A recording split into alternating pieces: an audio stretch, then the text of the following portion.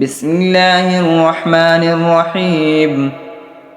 الرحمن علم القرآن، خلق الإنسان علمه البيان. الشمس والقمر بحسبان، والنجم والشجر يسجدان. والسماء رفعها ووضع الميزان، ألا تطغوا في الميزان. وأقيموا الوزن بالقسط ولا تخسروا الميزان.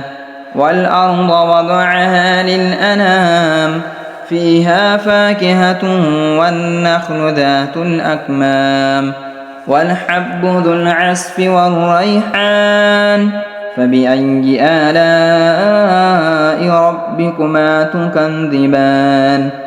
خلق الإنسان من صلصال كالفخار، وخلق الجان من مارج من نار. فبأي آلاء ربكما تكذبان؟ رب المشرقين ورب المغربين، فبأي آلاء ربكما تكذبان؟ مرج البحرين يلتقيان، بينهما برزخ لا يبغيان. فبأي آلاء ربكما تكذبان؟ يخرج منهما اللؤلؤ والمرجان. فبأي آلاء ربكما تكذبان؟ وله الجوار المنشآت في البحر كالأعلام. فبأي آلاء ربكما تكذبان؟ كل من عليها فان، ويبقى وجه ربك ذو الجلال والإكرام. فبأي آلاء ربكما تكذبان؟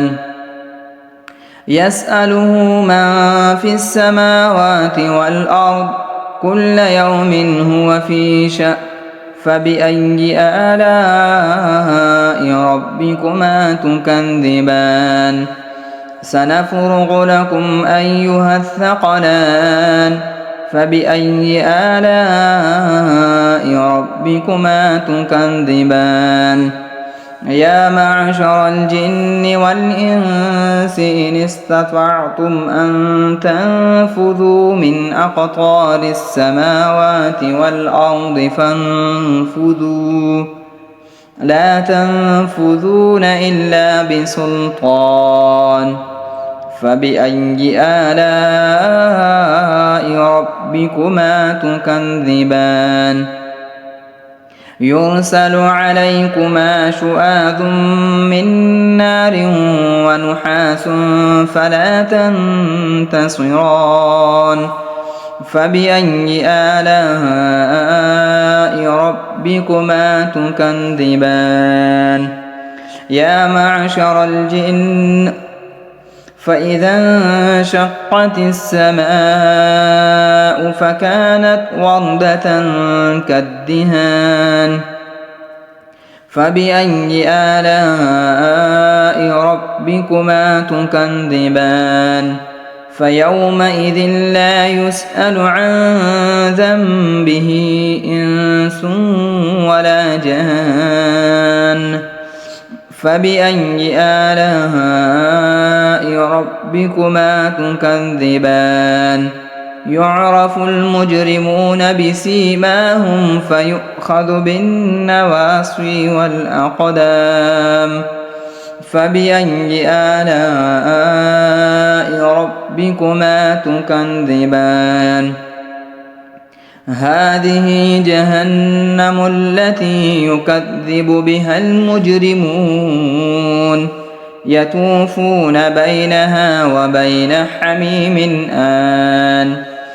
فبأي آلاء ربكما تكذبان؟ ولمن خاف مقام ربه جنتان.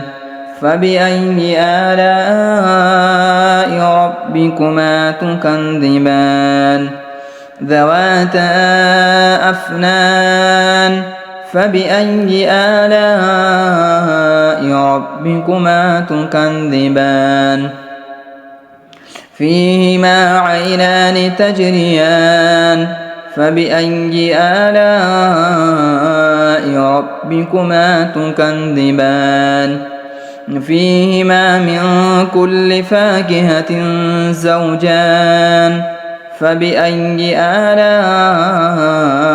ربكما تكذبان متكئين على فرش بطائنها من استبرق وجنى الجنتين دان فبأي آلاء ربكما تكذبان فيهن قاصرات الطرف لم يطمثهن إنس قبلهم ولا جان فبأي آلاء ربكما تكذبان كأنهن الياقوت والمرجان فبأي آلاء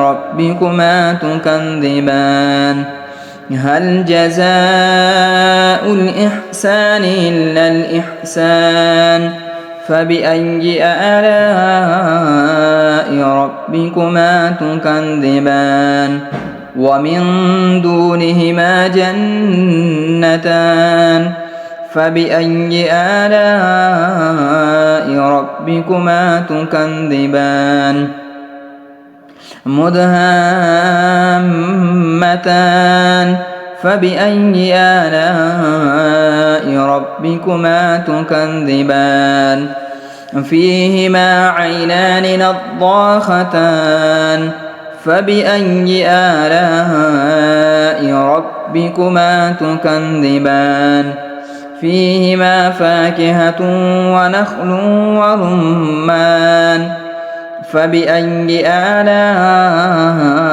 ربكما تكذبان فيهن خيرات حسان فبأي آلاء ربكما تكذبان حور مقصورات في الخيام فبأي آلاء ربكما تكذبان لم يطمثهن إنس قبلهم ولا جان فبأي آلاء ربكما تكذبان متكئين على رفرف خضر وعبقري حسان فبأي آلاء ربكما تكذبان تبارك اسم ربك ذي الجلال والإكرام